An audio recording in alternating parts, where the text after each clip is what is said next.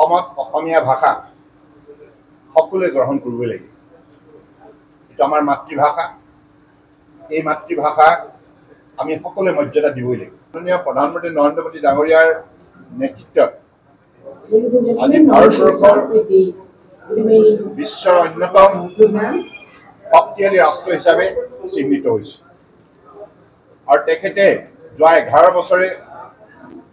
ভাৰতবৰ্ষৰ সকলো শ্ৰেণীৰ ৰাইজক লগত লৈ যি শক্তিশালী উন্নয়নৰ যাত্ৰা আৰম্ভ কৰিলে, ইয়াৰ ফলশ্ৰুতিত আজি দেশ শক্তিশালী হ'ল আৰু বিশ্বৰ বুকুত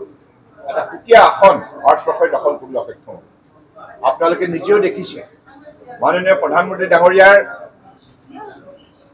যিটো নেতৃত্বৰ যিটো মাত্ৰা, তেখেতে যি পৰ্যায়লৈকে দেশখনক ঐক্যবদ্ধ কৰি শক্তিশালীভাৱে আধুনিক ধ্যান ধাৰণাৰে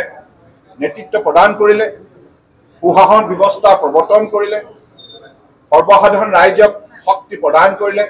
মৰ্যাদা প্ৰদান কৰিলে, সামাজিক ন্যায় প্ৰদান কৰিলে আৰু দৰিদ্ৰ জনগণৰ অৰ্থনৈতিক উন্নয়নৰ বাবে উল্লেখযোগ্য আঁচনি সঠিক সময়ত ৰূপায়ণ কৰি মৰ্যাদা সহকাৰে আজি ভাৰতবৰ্ষক এখন এনে ৰাষ্ট্ৰ হিচাপে নিৰ্মাণ কৰিলে, যিখন ৰাষ্ট্ৰক আজি পৃথিৱীৰ সকলো ৰাষ্ট্ৰই শ্ৰদ্ধা সহকাৰে কেৱল সম্বোধন কৰাই নহয়, ভাৰতবৰ্ষৰ মাননীয় প্ৰধানমন্ত্ৰী ডাঙৰীয়া কাৰ্যকালত লোৱা উল্লেখযোগ্য নীতি, পৰিকল্পনা আৰু কাৰ্যসূচী আজি বিশ্বৰ আগশাৰীৰ অনুষ্ঠান প্ৰতিষ্ঠানে অধ্যয়নৰ বিষয় হিচাপে গ্ৰহণ কৰিছে, গৌৰৱান্বিত বিষয় হিচাপে গ্ৰহণ কৰিছে আৰু তেখেতৰ সুযোগ্য নেতৃত্বৰ বাবে আৰু দৰিদ্ৰ জনগণৰ প্ৰতি থকা তেখেতৰ শ্ৰদ্ধা ভক্তিৰ বাবে যিখিনি আঁচনি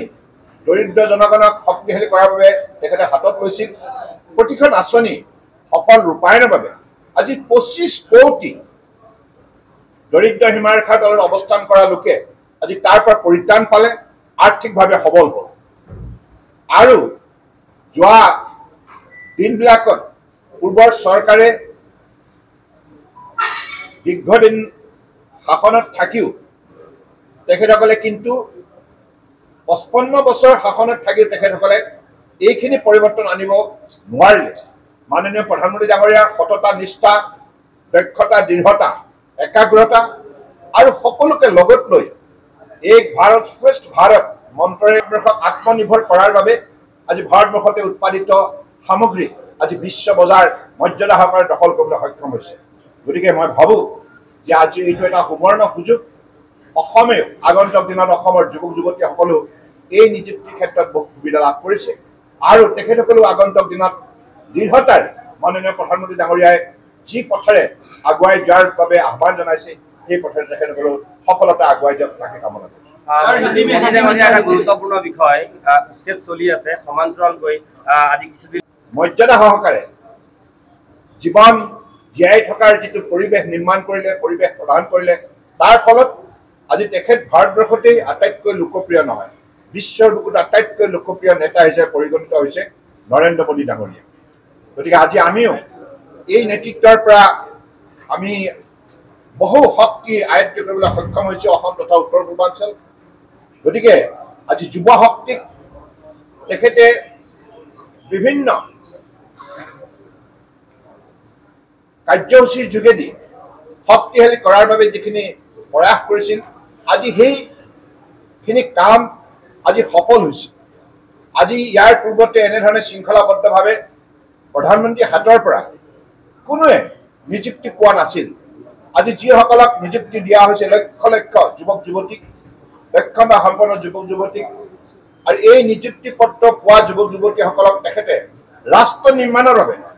বিশেষভাৱে দায়িত্ব অৰ্পণ কৰিছে আৰু এইখন ৰাষ্ট্ৰক বিশ্বৰ আটাইতকৈ শ্ৰেষ্ঠ উন্নত ৰাষ্ট্ৰ হিচাপে গঢ়ি তোলাৰ যিটো লক্ষ্য অহা 25 বছৰত তেখেতে নিৰ্ধাৰণ কৰিছে,